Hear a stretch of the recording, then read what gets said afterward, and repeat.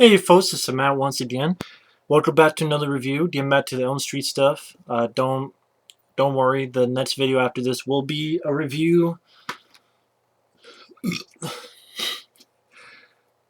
Well, that pretty much says it. You'll know my thoughts on that because this is being uploaded the same night as I'm doing this video. And that wasn't even intentional. I just went this ready to puke day low. But I also wanted to talk about this again.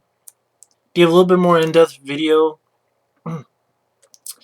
And for those wondering what this is the Nightmare on Elm Street, the unreleased extras. Now, I got this a long time ago, thanks to, well, in the info box down below, there's going to be a link to a video, a guy named Eric Curto, really good guy, very nice guy. He let me know about this other guy, which way back when he was called Beefy Boy God. But if you look at Eric's video that's in the link down below, not only will he talk about this, but he gives info that if you want a copy of this, you can, in the info box on his video, there's an email address that you can email the guy and information how to contact the guy if you want a copy of this. I'm not exactly sure how much it costs, but I know if you email the guy, you don't have to wait a few days for him to answer, because I think the guy lives outside of the country now. He moved out of the country. So again, I don't know how much it would cost, but again, if anyone who's interested in this, after I get done with it, yeah, just go to the info box, go to Eric's video, and you can look at the email address and all that if you want to contact the guy. The Beefy Boy guy, but I know he goes under different names. I forgot what the names are now. But the Unreleased Extras is a really cool set. Like the title says, it's stuff that was never released officially. So I'm glad I have this because I'm a big fan of the Nightmare on Elm Street franchise. And I like that this is set up. So it's a 4-disc set. Actually, really enough, I talked to another guy. He ordered a copy of this, which is cool. He actually got a bonus disc. Something about the Dream Master, which I don't know what that is, but now that guy has more than I do. So, you never know. Apparently that guy also got like sampler DVDs of other stuff. Like I do have a Friday the 13th one as well, which I put with my Crystal Lake memories. So I got this and Friday the 13th, but I guess the guy also doing maybe Halloween, which that'd be cool. I'd love to see that. The Hitcher, which I'm like, wow, I love the Hitcher. That'd be interesting. And other stuff. So based on this, I would love to see if the guy does more stuff. I would love to take a gander at it. But going step by step, disc by disc of the 4 DVD set. Disc 1, you have a shitload of stuff. You have the 1-900 number promos back in the day where you challenge Freddy, you answer trivia questions. Either you win $10,000 or you can be in the next film, Nightmare on Elm Street Part 6. This is when Part 5 was coming out. So it was fun seeing. It's fun seeing a lot of stuff back in the day because it's nostalgic or it's like a little piece of history. It's not like you don't get tons of info on the series, but it's just fun nostalgia stuff to watch. And I'm a sucker for these stuff. TV spots for the films. Yeah, promotion, which is about 12 minutes long. For example, there's this promotion that, oh, if you want, when Part 4 came out on VHS, it's like you can buy each one on VHS for $19.95 for $20, or you can get the first 3 in a 3-pack collector set on VHS. And then there's also a promo for the DVD set, and then there's also way back in the day for not video companies, but rental stores, Blockbuster, stuff like that. They would get these promotional tapes, where it's like you get a copy of the movie or such, but then you would have a promo telling you not telling you the viewer, but telling this is just meant for people who ordered the VHS tapes to stock in their store for rentals. Telling you why you should buy this movie, why you should get copies of this movie. And this one was a video promotion by Robert Englund as Freddy Krueger. So Freddy Krueger is telling you why you should buy VHS copies of Nightmare on Elm Street Part 3 of the Dream Warriors. About how the previous two sold so many on VHS. Nightmare on Elm Street Part 3 made over 40 million in the US box office. You show like how Robert Englund did promotion, including a spot on Joan Rivers' TV talk show. Just really interesting nostalgia stuff, trip back to the past. You have alternate trailers, like you have a Red Band trailer for Nightmare on Elm Street Part 2. You have another trailer for Part 4. You have a trailer in Nightmare on Elm Street Part 5 with footage, because the Nightmare on Elm Street Part 5 trailer I remember is just like 30 seconds of just Freddy's hand coming out of a baby carriage. Or the glove. While here's a trailer with actual footage. And I'm like, well, why the fuck was this footage in this film? This trailer not used more that actually has footage. Because they know the movie sucked. You also have an alternate trailer, The Western's New Nightmare, which I like the regular trailer better than the alternate, but this alternate was interesting to watch because the trailer I liked at the beginning, it makes you think, okay, people are doing interviews and they're making a film? What's going on? Here, the alternate trailer for Western's New Nightmare is much more straightforward, but I like the other one because it's a bit different. You get the uncut death scenes from Nightmare on Elm Street Part 5, like Dan on a motorcycle and Greta who gets fed to death. Those uncut scenes, I'm not a fan of the film, but could have been put back in the movie. But it was nice to see the uncut death scene, especially the one with Dan on the motorcycle. Yeah, a bunch of deleted scenes. Yeah, about 20 minutes deleted scenes from the first film. Like little bits, like Johnny Depp's father and John Saxon having a good moment where they're taught him. You get the idea that they killed Freddy in the past, and Johnny Depp's father thinks that Freddy killed his son. You have a line dialogue, and Nancy says that she got this out of a survivalist bookstore. There's a line of dialogue that actually Heather Langenkamp says she liked, and the commentary that was from the Laserdisc that they poured over for the DVD. Let's see what else. Oh, you hear about that Nancy's character had a sibling, which how come no one's ever asked that? I forget if they asked that on Never Sleep Again. I don't think they do, but how Nancy's character had a sibling in the original script. They filmed it in dialogue.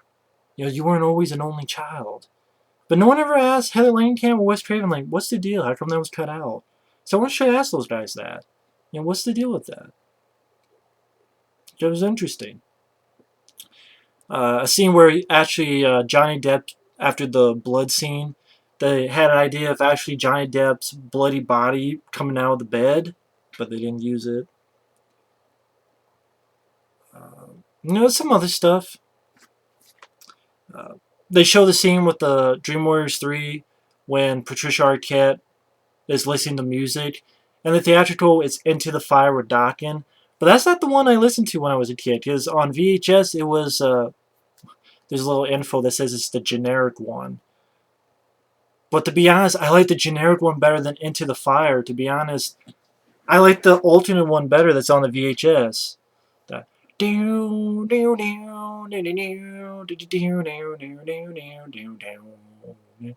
like that better than Into the Fire with Dokken. I like this generic one. I like better. But what do I know? Also, they have an alternate for Part 3 where, like for the TV version, the woman who saw Joey in Part 3, she has a bra on instead of titties. Just for the TV version. Yeah, about 12 minutes to deleted scenes from Freddy's Dead, The Foul Nightmare.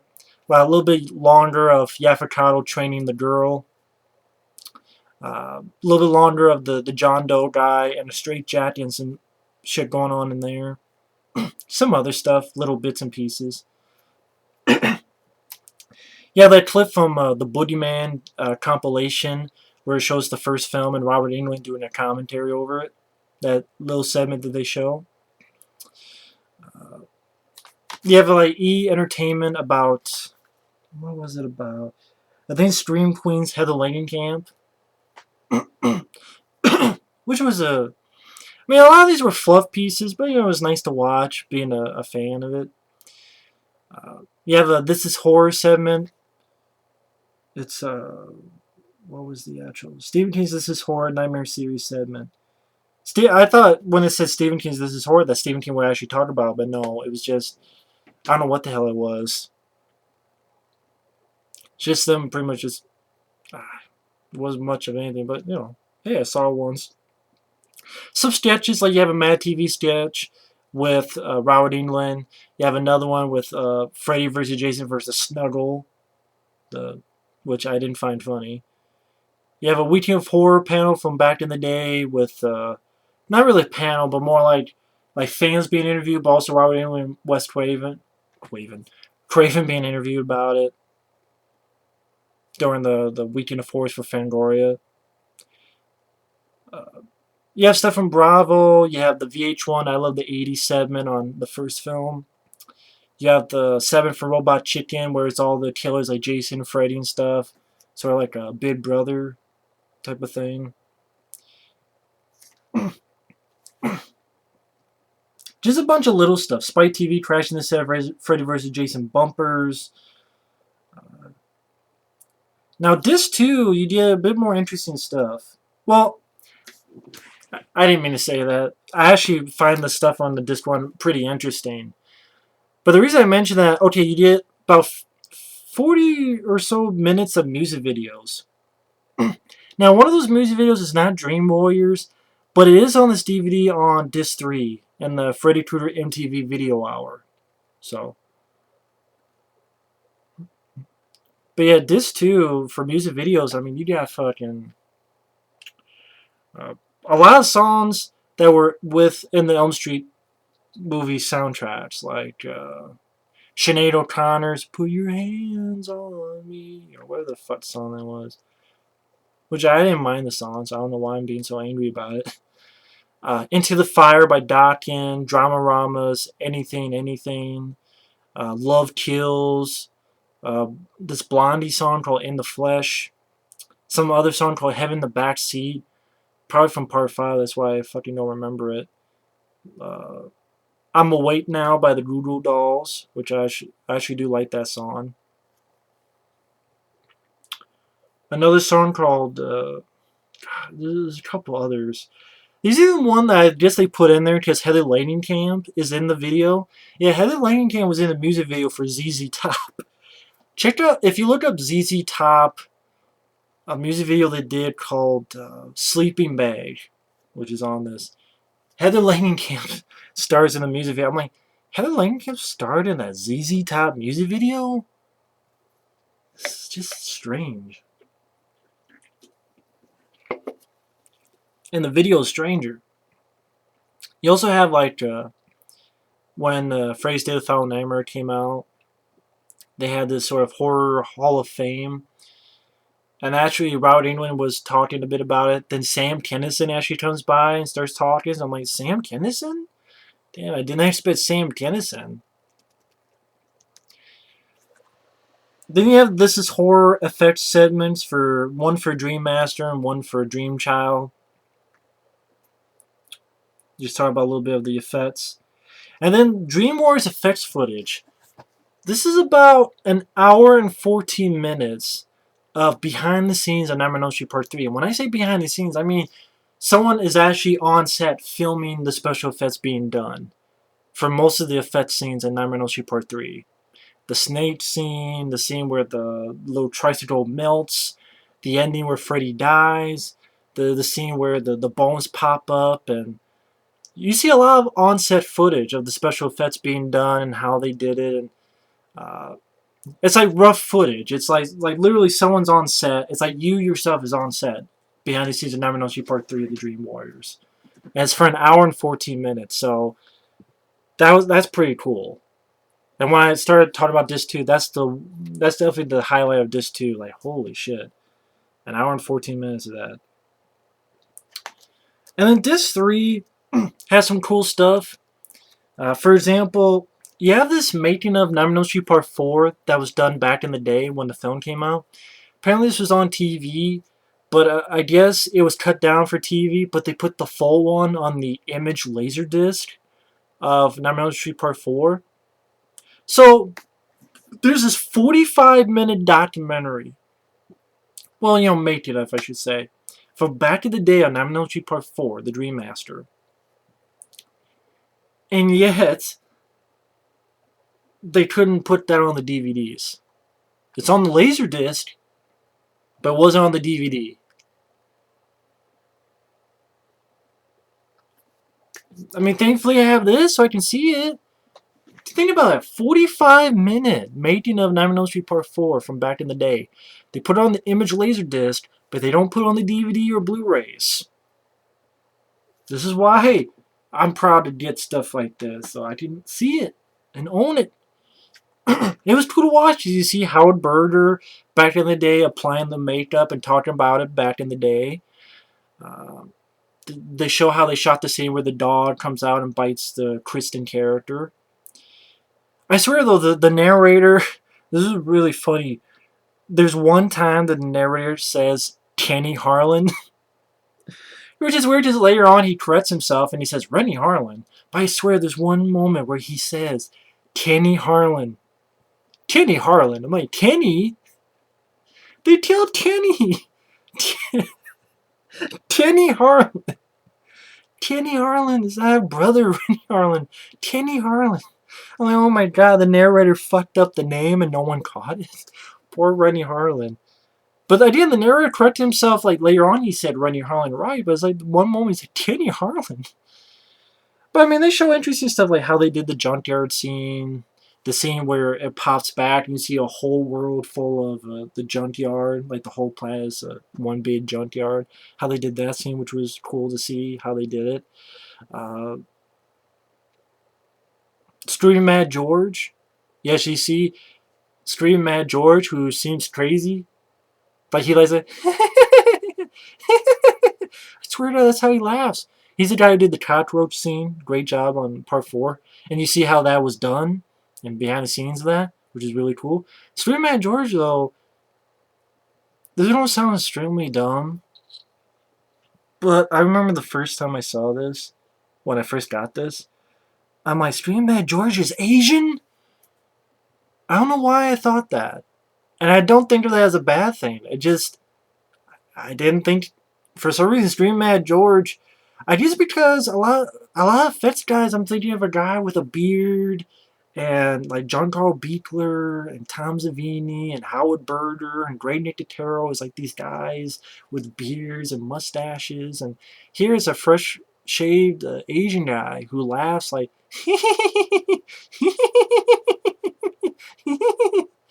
I'm like, what? Where's Screaming Mad George now? Why isn't he doing more stuff? He did fantastic stuff. This was great stuff. Where is he now? Come on, Screaming Mad George, come back, do some effects. But no one wants to do practical effects. Of course, that's why. But it was really cool to see that. I thought that was awesome. Screaming Mad George, I think, did a film called Society, which was really cool effects too. But that was really cool to see. And they also show how they did Freddy's death scene and a lot of cool stuff. I was really enjoyed it. And then they have a Freddy Krueger MTV Video Hour, which is pretty much 50 minutes. I guess this came out when Part 4 came out. Which is pretty much just mostly just music videos that showed in that 50-minute time frame. Once in a while, you see like this guy is in a house looking for Freddy, and once in a while Freddy pops up and Robert Englund says something, then another music video, say a little something, another music video. That's where you do have Dream Warriors. And I think you have the song Are You Ready for Freddy by the Fat Boys. I think that's in there too. And there's some weird ones like Shock the Monkey and was it Bark at the Moon. I think Europe's like Superstitious or Stition or whatever. I'm not sure if Superstition or Superstitious. Which is cool that they have this, for curiosity's sake. But how come they didn't get the... When I saw the Nightmare Encyclopedia, apparently Freddy did this for when Part 3 came out. And like Docking was there, and there was Freddy. I wonder if maybe the guy couldn't find that one. That's probably the case. But that would have been interesting because see bits and pieces on the Nightmare Encyclopedia. They just for some reason didn't put the whole thing on that Nightmare Encyclopedia. But it was still really cool to see. Then you have this 9-minute interview with Robert Englund by Tom Green when Freddy vs. Jason came out. There's a little weird thing when Wes Craven's New Nightmare came out called Wes Craven's Hollywood Nightmare. Just, I don't know how to explain it. It's kind of strange. VH1's Where Are They Now? Lisa Wilcox and Tuesday Night. Pretty much showing that they are working together in a jewelry business. It's something to do with toe rings. Someone told me that they were lesbians for each other. I don't know who the fuck told me that. I think they were yanking my chain. Yes, I do mean yanking my dick. VH1 Super Secret Movie Rules Slashers. You know, just a little thing that they have for VH1.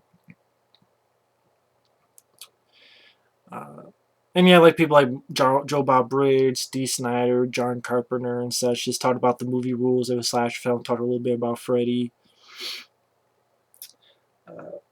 And then Disc 4 has some interesting stuff too. You have this thing called Slash and Burn they did for MTV in 1991. It's about 20-some minutes long. And they interview, pretty much it's a summation. It's kind of like a retrospective of the previous films. And what happened in previous films. And you get little teeny bits from Alice Cooper and some of the directors about Freddy. You know, because, you know, it's supposed to be the last film, Freddy's dead. Then you also have about 20-minute behind. It was the making of Freddy's Dead. It's about 20 minutes. It came out when the movie came out. And Rachel Talalay saying, well, we want to mix the Freddy from before with Bart Simpson. I went, yeah, that's why a lot of people don't like the film. Rachel Talalay. And then this was really cool. 27 minutes. It's a Joe Bob Briggs.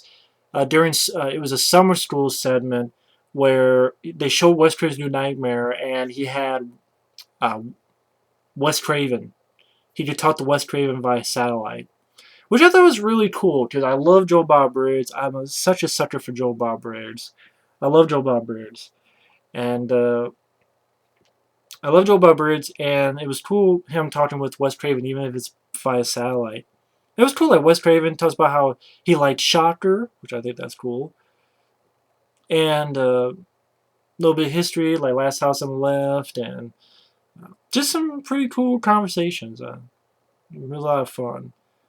Then you have the star stuff, like behind the scenes of Freddy vs. Jason, and a little bit with Kelly Rowland, which I remember seeing these back in the day when Freddy vs. Jason came out. And I know it's a long-ass review, 23 minutes, but I wanted to go a little bit more in depth to tell people, in case people were interested in this.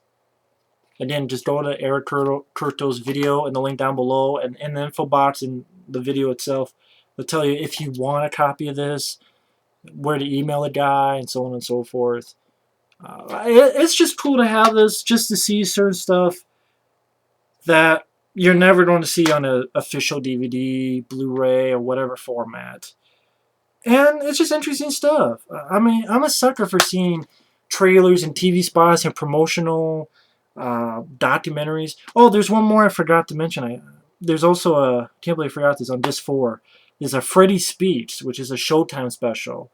It's about 20 minutes long, where Robert Englund, without makeup, is actually hosting. And again, it's a Showtime special. And talk about the series, but it's through Robert Englund's point of view, which I thought was cool. Again, you're not going to find anything new that you haven't heard before, but still very interesting. Call it, I say nostalgia, but I didn't see this when I was a kid. But look at the past. So I just need to see all these odds and ends about this franchise and the making ofs that was done back in the day, and just very cool. I mean, being a big fan, I'm a sucker for this kind of stuff. I really am. I really am a sucker for this kind of stuff. And if you're a sucker for this kind of stuff, and you're a huge fan of Nightmare on Elm Street films like I am, feel free to give this a look. Give it a check if you want. Yeah, it's called Nightmare on Elm Street, the Unreleased Extras. But anyway, thanks for watching. Take care. It's a long-ass video, just me explaining the shit. One thing I gotta say as a gripe before I go is the menus. I don't like the fact that when the menu starts, this loud fucking sound, like, pew! Like, right when the menu starts, this sound, like, steers the shit out of me. And because you're not expecting, like, pew! What the fuck? And then it's really annoying. Because anytime you go back to that main menu, that fucking sound pops up. I don't like that. That's one thing I gotta say. If somehow the guy listens to, take that out, because I think that's a bit annoying. That one bit's annoying. When the fucking menu pops up, or whatever the fuck it was. But that's just my one gripe. But the rest of it I like. It's really cool to see, really cool to have. I'm glad to have it. And I forgot how much I paid for this. It's been so long ago, I forgot how much I paid for it. But for me, it was worth it. Either way, thanks for watching. Take care. And we will see you later. Bye-bye.